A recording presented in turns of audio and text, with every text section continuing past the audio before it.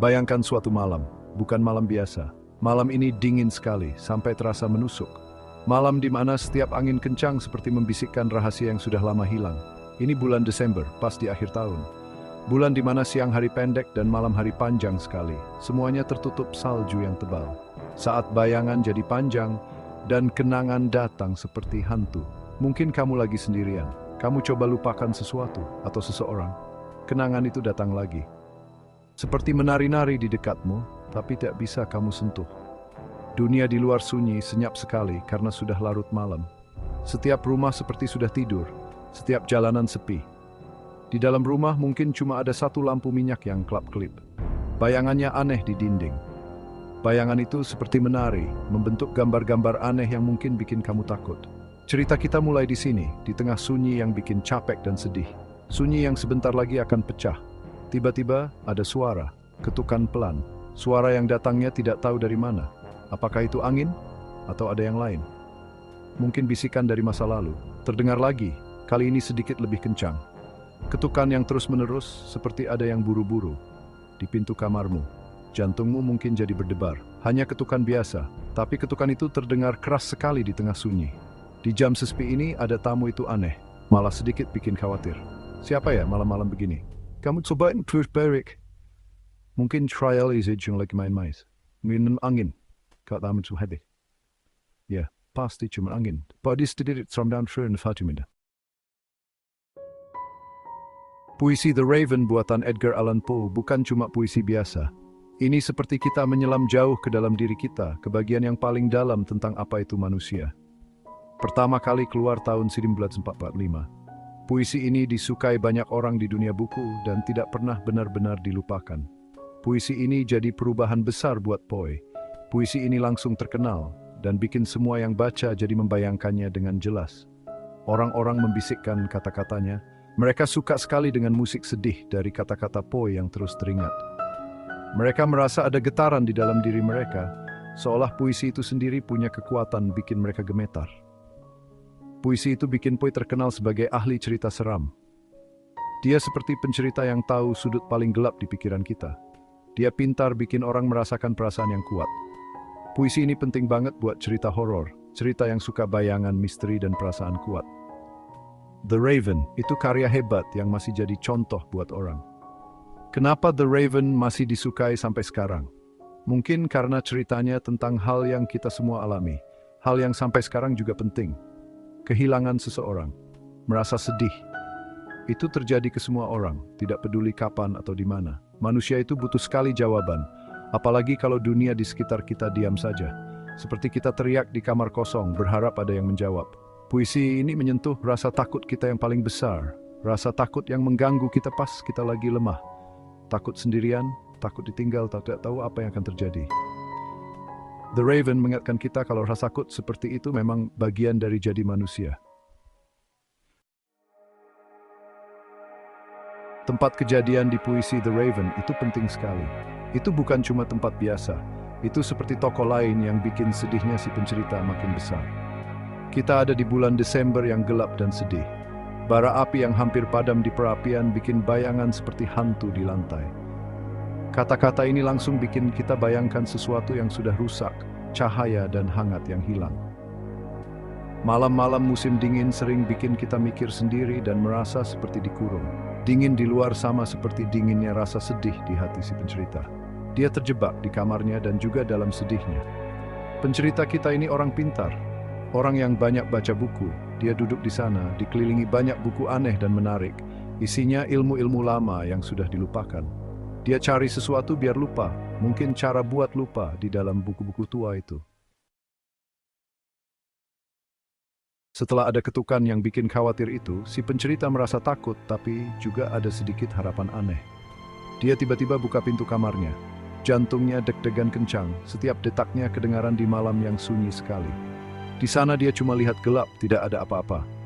Bayangan seperti menari di sekitarnya, bikin gambar-gambar aneh yang hilang kalau mau dilihat baik-baik. Dia bisik Lenora ke tempat yang kosong. Itu teriakan putus asa yang bikin sedih. Suaranya gemetar, penuh sakit dan rindu. Dia menunggu jawaban walaupun tidak terlalu berharap. Jawaban satu-satunya cuma gema suaranya sendiri. Itu pengingat pahit kalau Lenora sudah benar-benar pergi. Sunyi setelah itu makin terasa seolah dinding-dinding mengejek sedihnya dia. Lalu dia dengar ketukan lagi, kali ini di jendelanya. Badannya jadi dingin, dan dia pelan-pelan menoleh ke arah suara itu.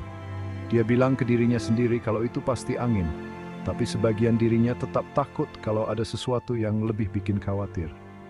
Dia buka jendela kayu, dan masuklah terbang sang gagak. Burung itu masuk ke kamar dengan anehnya, bulu hitamnya kelihatan jelas di gelap. Burung itu digambarkan sangat indah, tapi juga sedikit seram seperti setan.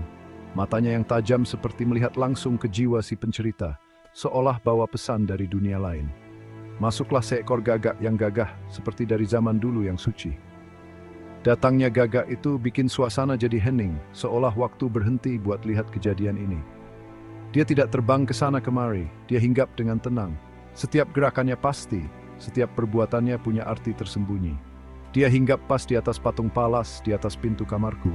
Pilihan tempat hinggapnya ini bukan sembarangan, sepertinya ada arti penting.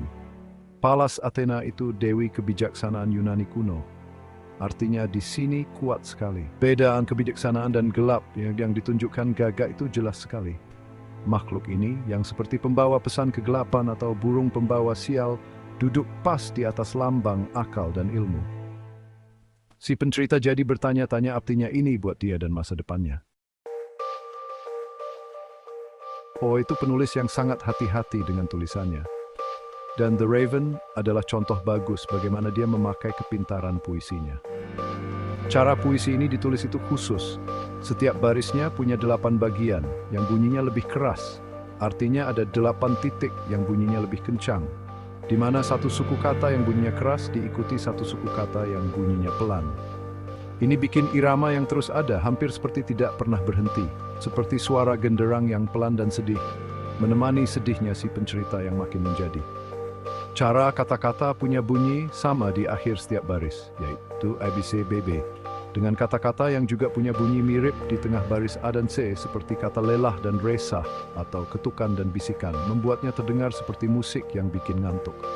Suara yang terus teringat di pikiranmu. Kata-kata yang dipakai Poe banyak bunyi yang diulang-ulang, misalnya taking in mulen roof sevara fantud, atau fij dopit yang bunyinya mirip. Ketika puisi sampai di bagian paling penting, si pencerita yang sekarang sangat sedih berteriak ke gagak itu. Dia minta gagak itu pergi untuk ambil paruhmu dari hatiku dan bawa pergi wujudmu dari pintuku. Dia ingin sekali rasa sakit ini selesai untuk bisa tenang lagi walaupun tidak pasti. Mungkin dia berharap kalau burung itu diusir, dia juga bisa usir rasa sedih yang dibawa burung itu. Tapi gagak itu seperti biasa tetap hinggap, tidak bergerak sama sekali. Bagian tetap diisi penuh tulis asa. Baith trike membuat menginjukan. The Raven tidak cuma ada di buku-buku puisi saja. Dia terbang jauh, dan sayap gelapnya memberi bayangan besar di budaya orang-orang selama lebih dari 150 tahun. Ide-idenya tentang hilang, gila, dan hal seram disukai banyak orang. Makanya puisi ini pas banget buat jadi cerita dan film baru. Dari pertunjukan teater yang serius sampai tiruan yang lucu, burung gagak Poe sudah ada di hampir semua jenis hiburan yang bisa kamu bayangkan. The Raven karya Poe itu lebih dari sekadar cerita tentang seorang laki-laki dan seekor burung. Ini gambaran tentang jadi manusia saat kita kehilangan sesuatu yang berat sekali rasanya.